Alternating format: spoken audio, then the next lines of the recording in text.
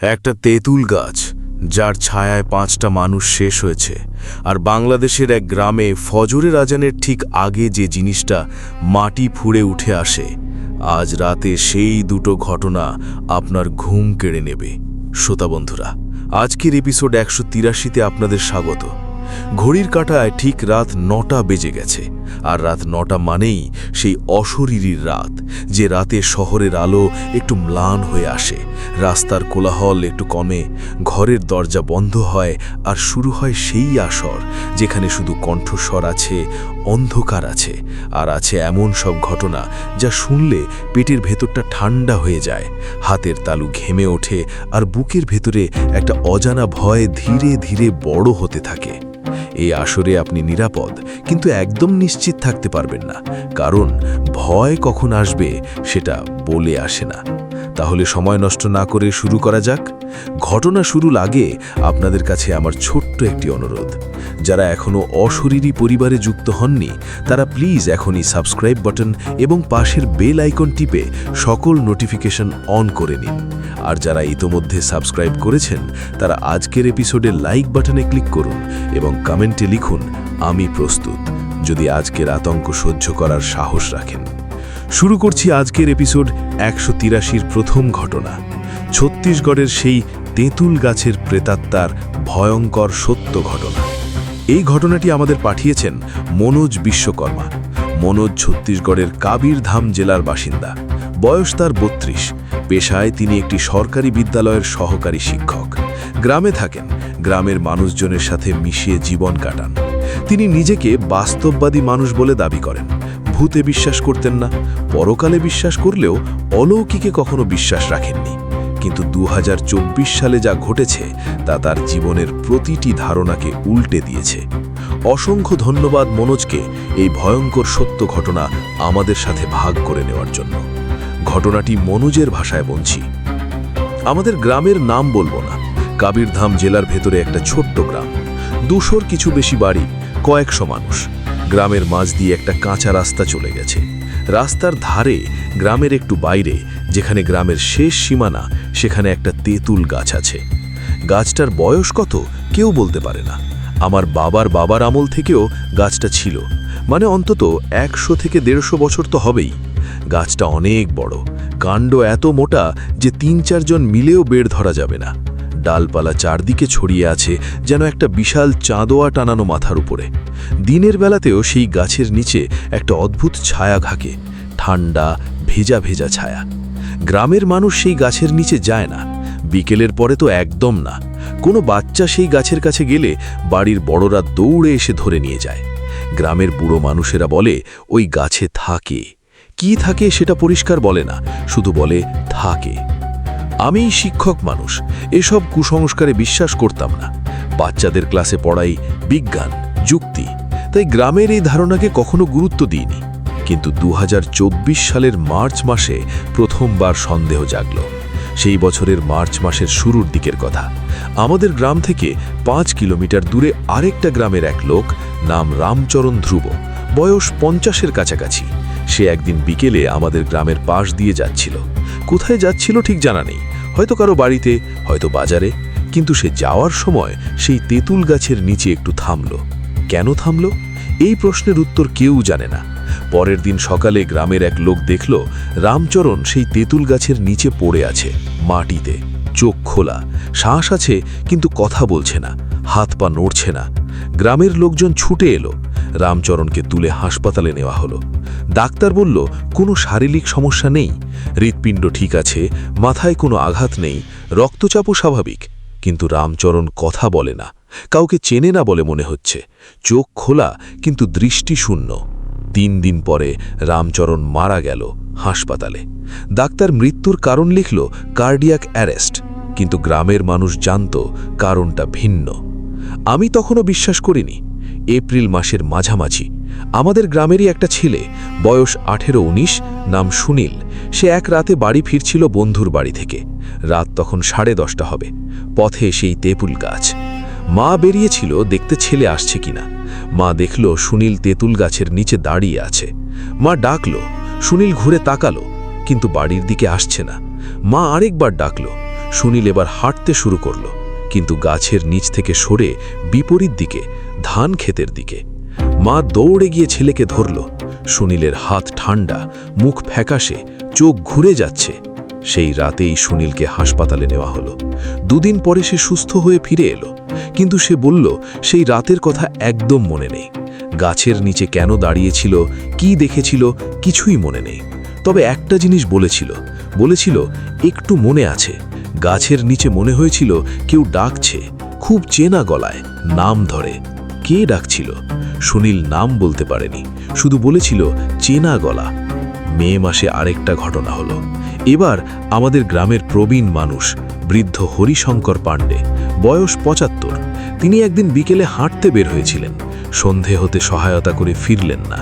সন্ধ্যের পরে খোঁজ শুরু হলো। তাকে পাওয়া গেল সেই তেঁতুল গাছের নিচে বসে আছেন, মাটিতে পা ছড়িয়ে, পিঠ গাছের গায়ে ঠেকিয়ে, চোখ বন্ধ, কিন্তু শ্বাস আছে। কিন্তু বৃদ্ধ হরিশঙ্কর পাণ্ডে আর সেই রাতের পরে কথা বলতে পারেননি। হাসপাতালে 3 দিন থেকে মারা গেলেন। ডাক্তার বলল স্ট্রোক। এবার আমিও একটু নড়ে বসলাম। 3জন মানুষ ওই গাছের কাছে গেছে। একজন মারা গেছে, একজন সুস্থ হয়েছে, কিন্তু কিছু মনে নেই। আমি তখন থেকে সেই গাছটার ব্যাপারে তথ্য জোগাড় করতে শুরু করলাম। স্কুলে পড়াই, ইতিহাসে আগ্রহ আছে। সেই গাছের ব্যাপারে গ্রামের বয়স্ক মানুষদের সাথে কথা বললাম। গ্রামের সবচেয়ে বয়স্ক মানুষ 26 বাই, বয়স 88। তিনি বললেন সেই গাছের কথা। ওই গাছে একটা মেয়ে মারা গেছিল, তিনি বললেন। আমার জন্মের আগের কথা আমার মা বলেছিল। মেয়েটার নাম মনে নেই, কিন্তু সে ওই গাছে ঝুলে মরেছিল কোনো কারণে। হয়তো জোর করে বিয়ে হয়েছিল, হয়তো অন্য কোনো কারণ। যে যাই বলুক, মেয়েটা ওই গাছে মরেছিল, আর তারপর থেকেই ওই গাছে কিছু হয়। আমি জিজ্ঞেস করলাম আগে কি হয়েছে? 26 বাই বললেন অনেক কিছু হয়েছে, কিন্তু সব মনে নেই। আমার ছোটবেলায় একজন মারা গেছিল ওই গাছের নিচে, আর আমার বাবা বলেছিল তার ছোটবেলায়ও একজন মারা গেছিল। গাছটা কেন কাটা হয়নি? 2 বার চেষ্টা হয়েছে। প্রথমবার আমার মা বলেছিল একজন কুঠার নিয়ে গেছিল। গাছে একটা কোপ দিতেই কুঠার তার নিজের পায়ে লেগে গেছিল। পা কেটে গেছিল গভীরভাবে, অনেক রক্ত। লোকটা পরে সুস্থ হয়েছিল, কিন্তু আর কখনো গাছ কাটতে যায়নি। দ্বিতীয়বার সেটা আমার নিজের চোখে দেখা। একজন করাত নিয়ে গেছিল, কিন্তু গাছের গায়ে করাত ধরতেই সে বলল তার চোখের সামনে সব কিছু ঘুরছে। মাটিতে পড়ে গেল, জ্ঞান হারালো। পরে উঠে বলল সে কিছু করতে পারবে না। আমি চুপ করে শুনলাম। তারপর থেকে কেউ কাটতে যায়নি, আর সেই থেকে নিয়ম হয়ে গেছে ওই গাছের কাছে যাবে না। সন্ধ্যের পরে তো একদমই না। জুন মাস। এবার ঘটনাটা একটু ভিন্নভাবে শুরু হলো। আমাদের গ্রামে কিছুদিন আগে একটা পরিবার এসেছিল ভাড়া থাকতে। বাইরের জেলার মানুষ, কাজের সূত্রে কয়েক মাসের জন্য এসেছে। সেই পরিবারের একটা বাচ্চা ছিল, মেয়ে, বয়স 7, নাম কবিতা। কবিতা প্রথম থেকেই একটু অন্যরকম ছিল, মানে চুপচাপ একা একা থাকতো, খেলতে যেত না বেশিরভাগ সময়, শুধু বাড়ির কাছেই থাকতো। কিন্তু জুনের একটা বিকেলে কবিতার মা লক্ষ্য করল মেয়ে নেই, বাড়িতে নেই, কাছাকাছি কোথাও নেই। খোঁজাখুঁজি শুরু হলো। কবিতাকে পাওয়া গেল সেই তেঁতুল গাছের নিচে। মেয়েটা সেখানে বসে আছে মাটিতে, হাতে একটা কাঠি দিয়ে মাটিতে আঁকাআঁকি করছে, একেবারে শান্ত। কিন্তু মা দৌড়ে কাছে গেলে দেখল মেয়ে যা আঁকছে সেটা অদ্ভুত। মাটিতে একটা মুখের ছবি আঁকা, কিন্তু মুখে চোখ নেই, নাক নেই, ঠোঁট নেই, শুধু একটা ডিম্বাকৃতির মুখের আকার। মা মেয়েকে তুলে নিল, জিজ্ঞেস করল এখানে কেন এলি?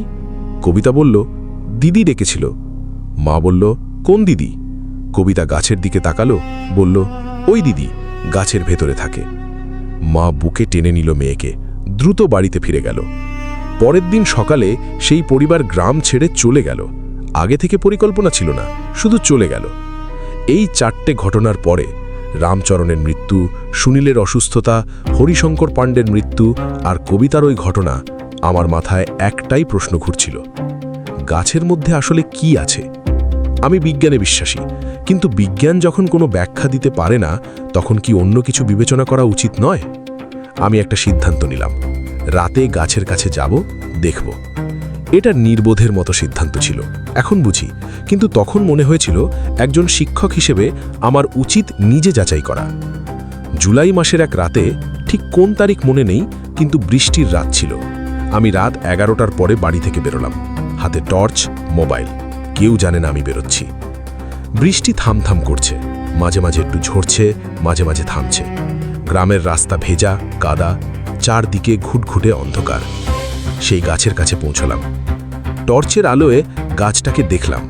রাতে গাছটাকে আরও বিশাল লাগছে। ডালপালা আকাশের দিকে উঠে গেছে, বৃষ্টিতে পাতাগুলো ভিজে চকচক করছে। গাছের নিচে দাঁড়ালাম। প্রথমে কিছুই হলো না, বৃষ্টির শব্দ, রাতের পোকামাকড়ের শব্দ। আমি টর্চ নিভিয়ে দিলাম, অন্ধকারে দেখার চেষ্টা করব।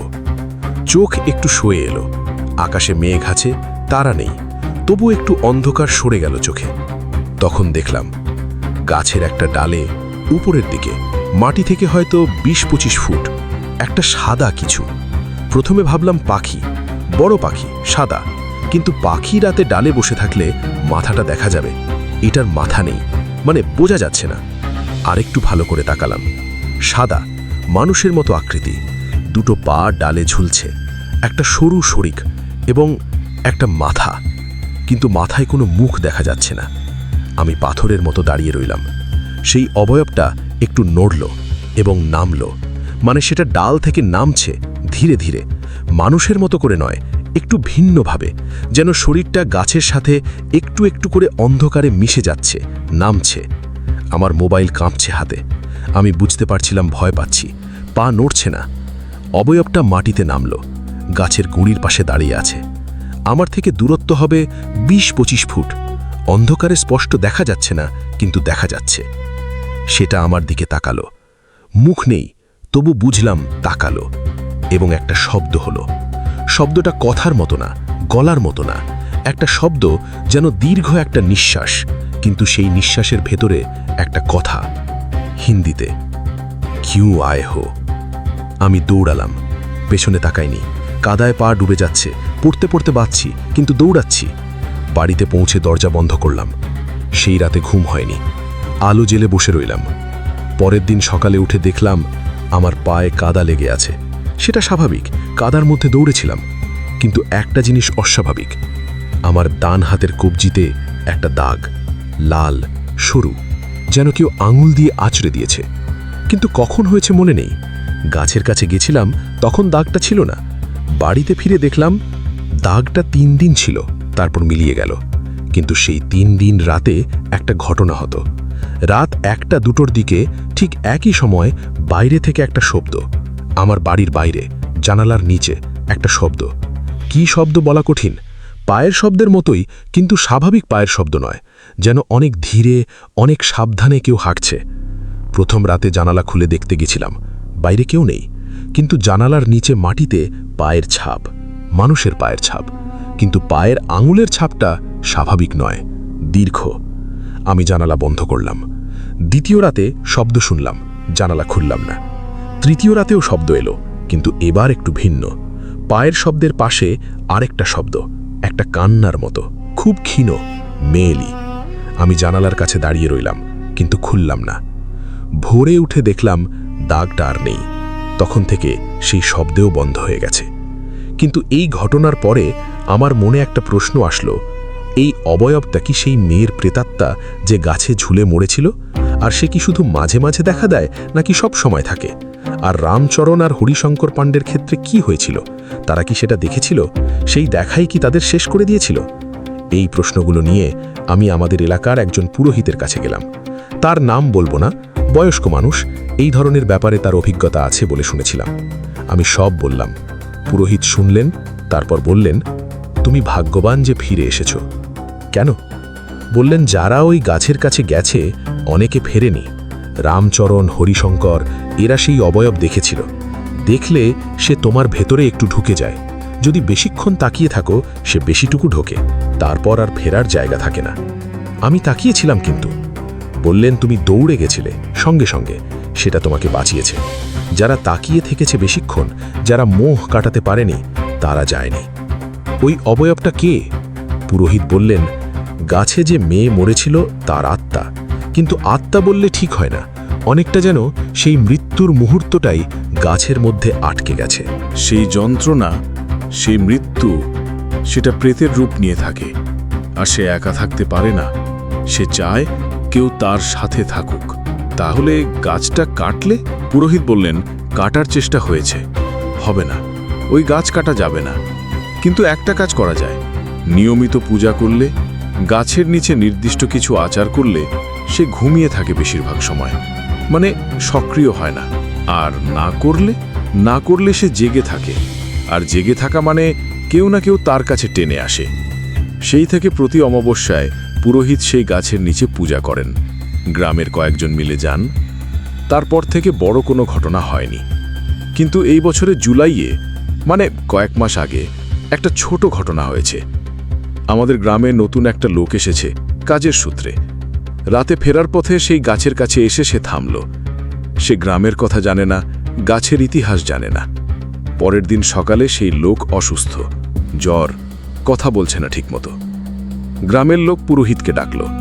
পুরোহিত বললেন, ভাগ্য ভালো, মাত্র একটু দেখেছে, বেশিক্ষণ থাকেনি, ঠিক হয়ে যাবে। 3 দিন পরে সেই লোক ঠিক হয়ে গেল, কিন্তু গ্রাম ছেড়ে চলে গেল। বলল, এই গ্রামে আর থাকবে না। এই ছিল মনোজের বলা ঘটনা। মনোজ শেষে বলল, ভাই, আমি শিক্ষক, বিজ্ঞান পড়াই, কিন্তু এখন আর বলতে পারবো না সব কিছুর ব্যাখ্যা আছে। কিছু কিছু জিনিস আছে যার ব্যাখ্যা বিজ্ঞানের কাছে নেই। সেই তেঁতুল গাছ, সেটা এখনো দাঁড়িয়ে আছে গ্রামের শেষ সীমানায়। প্রতি অমাবস্যায় পূজা হয়, আর সেই গাছের নিচে কেউ যায় না, আমি নিজেও যাই না। সেই রাতে যা দেখেছিলাম, মুখহীন সেই অবয়ব ডাল থেকে নামছে, আমি মনে করতে চাই না, কিন্তু ভুলতেও পারি না। কিছু দৃশ্য চোখ থেকে যায় না, কিছু কণ্ঠস্বর কান থেকে যায় না। কেন এসেছিস, এই কথাটা এখনো মাঝে মাঝে স্বপ্নে শুনি। শ্রোতা বন্ধুরা, রাত 9টা মানেই অশরীরীর ভয়ের আসর। এখানে কোনো কল্পনা নেই, কোনো পরিকল্পিত রহস্য নেই। আছে শুধু সেই সব ঘটনা যা মানুষ নিজের জীবনে দেখেছে, অনুভব করেছে এবং বলতে চেয়েছে, কারণ একা বহন করা কঠিন হয়ে পড়েছিল। এখানে গল্প নয়, ঘটনা শোনানো হয়। প্রথম ঘটনাটি কেমন লাগলো অবশ্যই কমেন্ট বক্সে জানাবেন। আর মনে রাখবেন, অশরীরী কখনো কালো জাদু, অন্ধবিশ্বাস ও কুসংস্কারকে প্রমোট করে না। অশরীরীর সকল ঘটনা আপনি বিশ্বাস করবেন কি করবেন না, সেটা একান্তই আপনার নিজের ব্যাপার। তবে বিনোদন হিসেবে নেওয়াই হবে বুদ্ধিমানের কাজ। এবার প্রস্তুত হন আজকের দ্বিতীয় ঘটনার জন্য। এই ঘটনা আরও কাছের, বাংলাদেশের মাটির ঘটনা। এমন একটি গ্রাম যেখানে ফজরের আজানের আগের সেই সময়টুকু, ভোরের আলো ফোটার ঠিক আগের মুহূর্ত, সেই সময়ে এমন কিছু ঘটে যার কথা শুনলে আর ঘুমাতে পারবেন না। দ্বিতীয় ঘটনা, বাংলাদেশের সেই গ্রামে ফজরের আজানের আগের ভয়ঙ্কর সত্য ঘটনা। এই ঘটনাটি আমাদের পাঠিয়েছেন শাকিল আহমেদ। শাকিল ময়মনসিংহ জেলার এক ছোট্ট উপজেলার বাসিন্দা। বয়স তার 29। পেশায় তিনি একটি বেসরকারি কোম্পানির সেলস রিপ্রেজেন্টেটিভ। গ্রামে বাড়ি, কিন্তু কাজের সূত্রে বিভিন্ন জায়গায় থাকতে হয়। 2024 সালের শেষ দিকে তিনি তার গ্রামের বাড়িতে ছিলেন, এবং সেই সময়ই এই ঘটনাগুলো ঘটেছে। অসংখ্য ধন্যবাদ শাকিলকে এই ভয়ঙ্কর সত্য ঘটনা আমাদের সাথে ভাগ করে নেওয়ার জন্য। ঘটনাটি শাকিলের ভাষায় বলছি। আমাদের গ্রামটা ময়মনসিংহের একটু ভেতরের দিকে, বড় শহর থেকে দূরে, শান্ত এলাকা।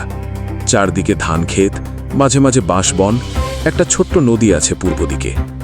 গ্রামের মানুষ সহজ সরল, বেশিরভাগ কৃষি করে।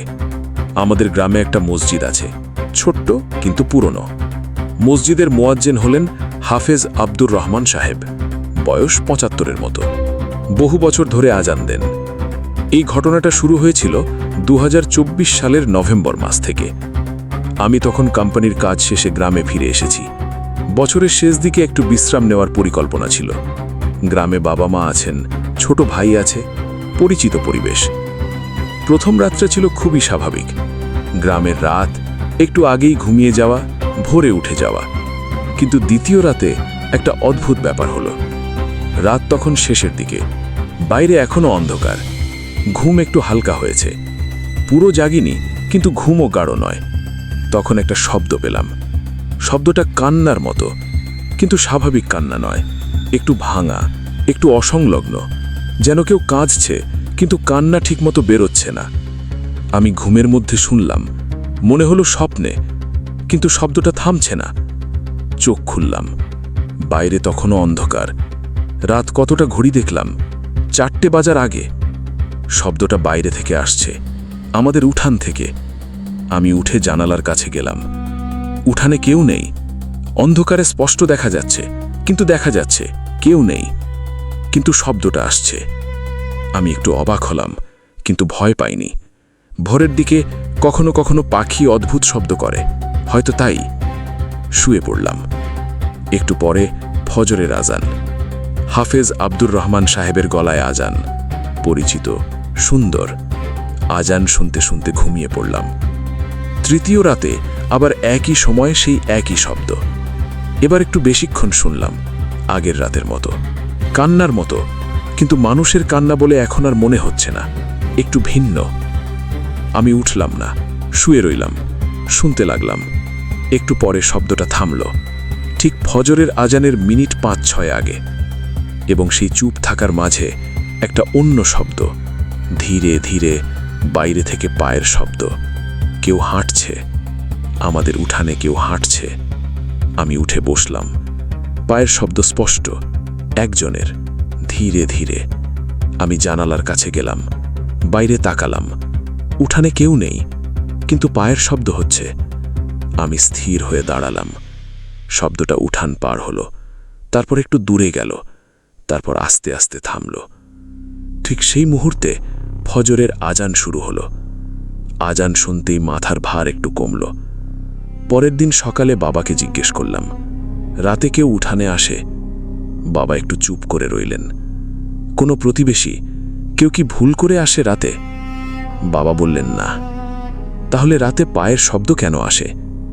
বাবা আমার দিকে তাকালেন, তারপর বললেন, তুই শুনেছিস? আমি বললাম, হ্যাঁ, 2 রাত ধরে। বাবা একটু থামলেন, তারপর বললেন, এই গ্রামে একটা ব্যাপার আছে। আমরা বেশি বলি না, কিন্তু যখন থেকে এই মসজিদ হয়েছে তখন থেকে ফজরের আজানের আগে এই ঘটনা হয়। কোন ঘটনা? বাবা বললেন, ফজরের আজানের আগের মিনিট 15-20, এই সময়টা অদ্ভুত। পুরনো মানুষেরা বলে এই সময়টা 2 জগতের মাঝে। রাত তখনও যায়নি, দিন তখনও আসেনি। এই সময়ে যারা এদিকে থাকে, মানে আমাদের পৃথিবীর না, তারা কিছুক্ষণের জন্য এদিকে আসতে পারে। কারা? কেউ বলতে পারবে না ঠিক মতো। কেউ বলে এরা জিন, কেউ বলে এরা যারা মারা গেছে কিন্তু ঠিক মতো যেতে পারেনি। কিন্তু সবাই একটা ব্যাপারে একমত, ফজরের আজান শুরু হলে এরা চলে যায়। আজান তাদের থাকতে দেয় না। আর আজানের আগ পর্যন্ত এরা আসে, তবে বেশিরভাগ সময় ক্ষতি করে না, শুধু আসে, ঘুরে যায়। কিন্তু কখনো কখনো বাবা থামলেন। কখনো কখনো কি? কখনো কখনো কেউ কেউ দেখে ফেলে, আর দেখলে বাবা আবার থামলেন। আমি অপেক্ষা করলাম। দেখলে কিছুদিন অসুবিধায় হয়, কেউ কেউ অসুস্থ হয়ে পড়ে, কেউ কেউ স্বপ্নে দেখে। তবে বেশিরভাগ সময় আজান হলে ঠিক হয়ে যায়। বেশিরভাগ সময়? আমি জিজ্ঞেস করলাম। বাবা বললেন, হ্যাঁ, বেশিরভাগ সময়। আমি বুঝলাম বাকি সময়টার কথা বাবা বলতে চাইছেন না। সেই রাত থেকে আমার ঘুম হালকা হয়ে গেল, মানে ফজরের আগে আপনা থেকেই চোখ খুলে যায়। পরের রাত একই সময়, 4টের আগে। প্রথমে সেই কান্নার শব্দ, তারপর পায়ের শব্দ, কিন্তু এবার একটু ভিন্ন। পায়ের শব্দ আমাদের উঠান পার হলো, এলো আমার ঘরের দিকে। আমার ঘরের দরজার সামনে থামল। আমার বুকের ভেতরে একটা ঢিপ ঢিপ অনুভূতি। দরজায় পিছু হলো না, শুধু সেই শব্দ, যেন কেউ দরজার সামনে দাঁড়িয়ে আছে। আমি শুয়ে থাকলাম, নড়লাম না। একটু পরে দরজায় একটা শব্দ হলো, খুব হালকা, যেন কেউ হাতের পিঠ দিয়ে আলতো করে ঠেলা দিয়েছে। আমি উঠলাম না। আরেকটু পরে ফজরের আজান। শব্দটা চলে গেল। পরের দিন সকালে আমি হাফেজ আব্দুর রহমান সাহেবের কাছে গেলাম। সাহেব বয়স্ক মানুষ, সারা জীবন ধরেই মসজিদে আজান দিয়েছেন, গ্রামের সব মানুষকে চেনেন।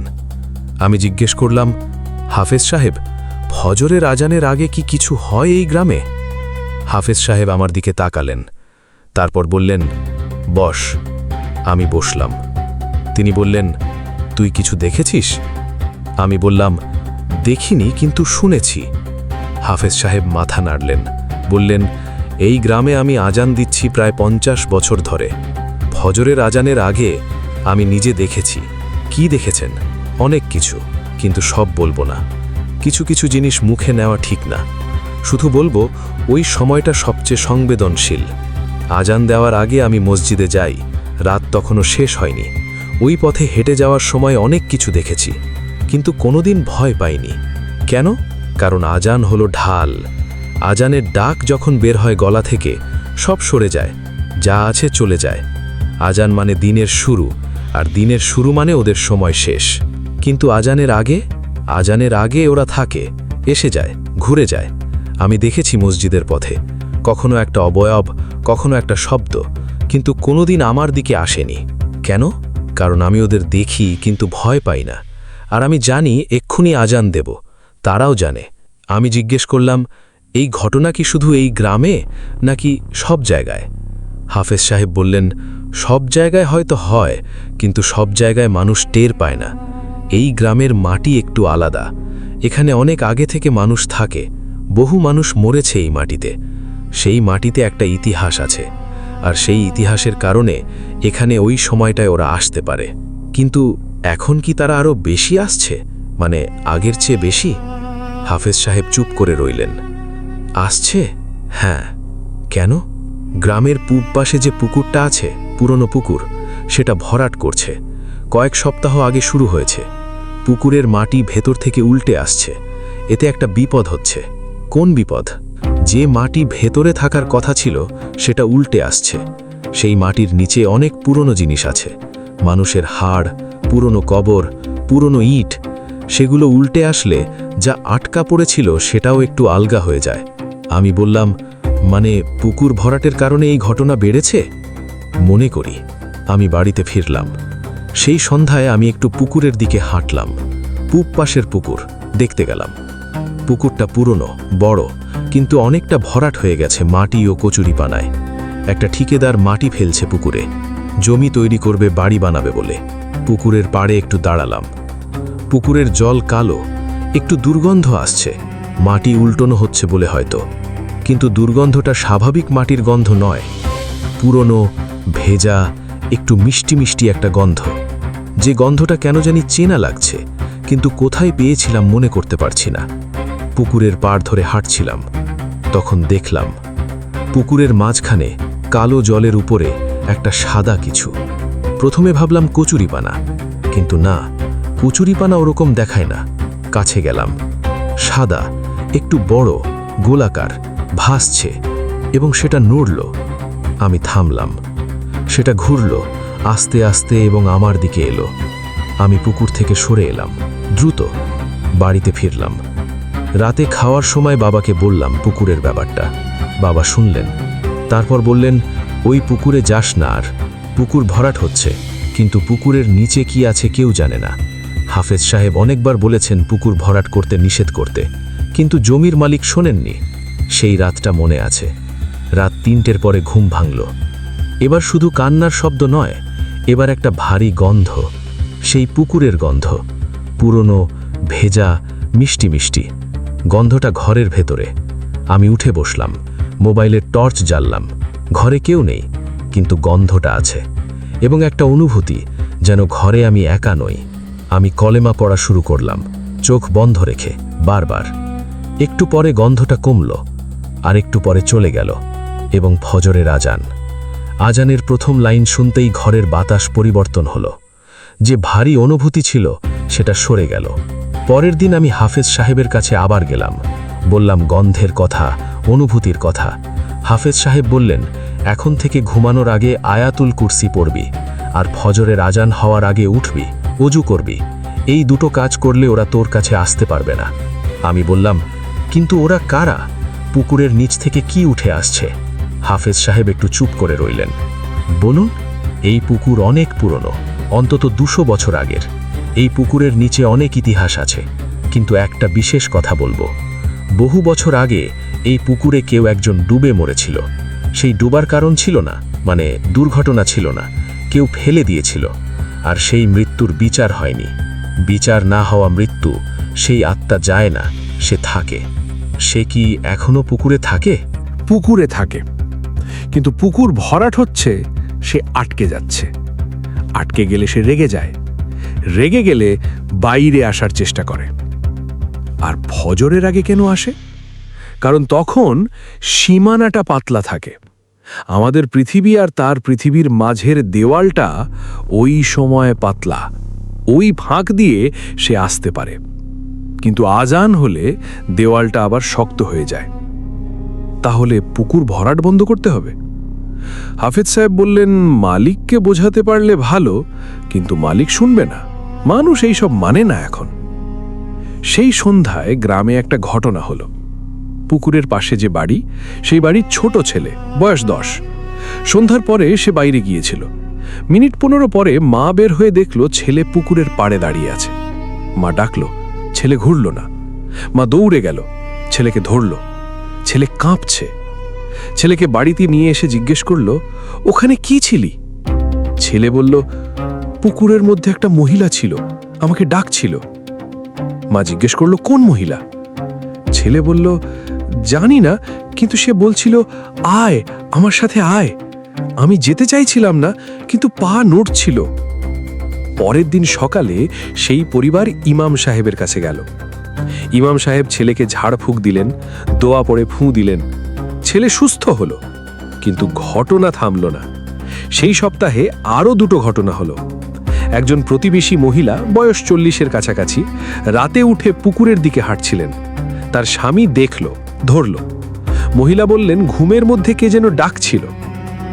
আরেকজন, একজন বৃদ্ধ মানুষ, বয়স 70-এর বেশি, সেও এক রাতে পুকুরের দিকে গিয়েছিল। পরিবার খোঁজাখুঁজি করে পেল পুকুরের পাড়ে। বৃদ্ধ বললেন, স্বপ্নে দেখলাম আমার মৃত স্ত্রী ডাকছে। এই ঘটনাগুলো হওয়ার পরে গ্রামে একটা আলোচনা শুরু হলো। অনেকেই বলছে পুকুর ভরাট বন্ধ করতে হবে। জমির মালিক প্রথমে শোনেননি, কিন্তু তারপরে তার নিজের বাড়িতে একটা ঘটনা হলো। রাত 4টের আগে, সেই একই সময়, তার বাড়ির দরজায় একটা শব্দ। দরজায় কে যেন ঠক ঠক করছে। তিনি উঠে দরজা খুললেন, কেউ নেই, কিন্তু দরজার সামনের মাটিতে ভেজা পায়ের ছাপ। মাটি শুকনো থাকার কথা, কিন্তু ছাপগুলো ভেজা, পুকুর থেকে উঠে আসার মতো। পরের দিন জমির মালিক ভরাট বন্ধ করে দিলেন। ঘটনা কি থামলো তারপরে? না, পুরোপুরি থামল না। পুকুর ভরাট বন্ধ হলো, কিন্তু যে মাটি ইতিমধ্যে ফেলা হয়েছিল সেটা তো তুলে নেওয়া হয়নি। পুকুরের নিচের স্তর উল্টোনো হয়ে গেছে, সেটা আর আগের জায়গায় ফেরেনি। তাই ওই রাতের ঘটনা, ফজরের আগের সেই পায়ের শব্দ, কান্নার শব্দ, সেটা কমল, কিন্তু একদম বন্ধ হলো না। হাফেজ সাহেব বললেন, পুকুর পুরোটা আগের অবস্থায় ফেরানো সম্ভব না, তবে নিয়মিত দোয়া দরুদ করলে কিছুটা শান্ত থাকবে। গ্রামের মসজিদে এখন ফজরের আজানের আধ ঘন্টা আগে থেকে কোরআন তেলাওয়াত শুরু হয়। হাফেজ সাহেব নিজে পড়েন। সেটা শুরুর পর থেকে ঘটনা অনেকটা কমেছে, কিন্তু একদম বন্ধ হয়নি। আমি যখন শেষবার গ্রামে ছিলাম, এই বছরের শুরুতে, তখনও একটা রাতে সেই অনুভূতি হলো। রাত 4টের আগে ঘুম ভাঙল। গন্ধটা পুকুরের গন্ধ, হালকা কিন্তু আছে। আমি উঠলাম না, শুয়ে থাকলাম। আয়াতুল কুরসি পড়লাম বারবার। গন্ধটা কমল। আর তারপরে ফজরের আজান, হাফেজ সাহেবের গলায়, সেই পরিচিত শান্ত সুন্দর আজান। আজানের প্রতিটা শব্দে মনে হলো রাতের শেষ অবশিষ্ট অন্ধকার সরে যাচ্ছে। শাকিল শেষে বলেছিল, ভাই, এই ঘটনাটা বলছি কারণ একটা কথা বলতে চাই। ফজরের নামাজ পড়া মানুষদের আমি আগে একটু কম গুরুত্ব দিতাম মনে মনে। মানে বলতাম তো না, কিন্তু ভাবতাম এত ভোরে ওঠা কঠিন। কিন্তু এখন বুঝি ফজরের আজানে কিছু একটা আছে। সেই আজানের শব্দ, সেটা শুধু নামাজের ডাক নয়, সেটা একটা সীমারেখা। দিন আর রাতের মাঝে, আমাদের জগৎ আর অন্য জগতের মাঝে সেই সীমারেখার টানে ফজরের আজান। আর সেই আজানের আগের সময়টা, সেই 15-20 মিনিট। শাকিল একটু থামল। সেই সময়টায় দরজা খুলবেন না, উকি দেবেন না বাইরে। যদি শব্দ পান, যদি পায়ের শব্দ পান, শুয়ে থাকুন, কলেমা পড়ুন, আজান হওয়া পর্যন্ত অপেক্ষা করুন। কারণ কারণ কিছু কিছু জিনিস আছে যেগুলো দেখার জন্য নয়, শুধু অনুভব করার জন্যও নয়। আজান হলে চলে যায়, না দেখলে না ছুলে কোনো ক্ষতি নেই, কিন্তু একবার দেখলে তারপর থেকে সে জানে তুমি আছো, আর যে একবার জেনে যায় সে ভোলে না। শ্রোতা বন্ধুরা, আজকের এপিসোড 183-র দুটি ঘটনা এখানেই শেষ করলাম। ছত্তিশগড়ের সেই তেঁতুল গাছ, 100 বছরেরও বেশি বয়সী, যার নিচে বারবার মানুষ শেষ হয়েছে, যার ডালে সেই মুখহীন অবয়ব বসে থাকে, সেই গাছ আজও সেই গ্রামের শেষ সীমানায় দাঁড়িয়ে আছে।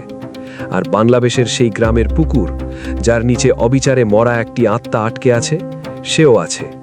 প্রতি রাতে ফজরের আজানের আগে সে উঠে আসে। ওই মিনিট 15-20 সেই সময়টা তার। এই দুটো ঘটনা আমাদের মনে করিয়ে দেয়, কিছু কিছু জায়গায়, কিছু কিছু সময়ে, কিছু কিছু জিনিস থাকে যাদের সাথে আমাদের জীবন ক্রস করে যায়। গাছের নিচে না গেলে, পুকুরের পাড়ে না দাঁড়ালে, দরজা না খুললে হয়তো কিছুই হয় না, কিন্তু একটু কৌতূহল, একটু অসতর্কতা, আর সেই সংযোগটা তৈরি হয়ে যায়। আর সংযোগ একবার তৈরি হলে ছেঁড়া কঠিন। যদি এরকম কোনো অভিজ্ঞতা আপনার বা আপনার পরিচিত কারো জীবনে ঘটে থাকে, আমাদের সাথে শেয়ার করতে পারেন। আমাদের ইমেল oshoriri@gmail.com। আজকের এপিসোড কেমন লাগলো কমেন্ট বক্সে জানাবেন। লাইক দিন, আপনার প্রিয়জনের সাথে শেয়ার করুন। যারা এখনও সাবস্ক্রাইব করেননি, এখনই করুন এবং বেল আইকন অন করুন। পরের এপিসোড প্রকাশ হওয়ার সাথে সাথে নোটিফিকেশন পাবেন। মনে রাখবেন, রাত 9টা মানেই অশরীরীর ভয়ের আসর। এই আসর থেকে বের হওয়ার পথ নেই, কারণ ভয় যতক্ষণ আছে, অশরীরী ততক্ষণ আছে। অন্ধকার যতক্ষণ থাকবে, এই আসর চলতে থাকবে। আগামী নতুন এপিসোডে সম্পূর্ণ নতুন ভয়ঙ্কর সত্য ঘটনা নিয়ে হাজির হব। সে পর্যন্ত ভালো থাকুন, সুস্থ থাকুন, সুন্দর থাকুন, নিরাপদে থাকুন। তেঁতুল গাছের নিচে দাঁড়াবেন না, ফজরের আগে দরজা খুলবেন না, আর পুরনো পুকুরের পাড়ে সন্ধ্যার পরে যাবেন না, কারণ পুকুরের নিচে কি আছে তা আপনি জানেন না, কিন্তু সে জানে আপনি কাছে এসেছেন। আল্লাহ হাফেজ।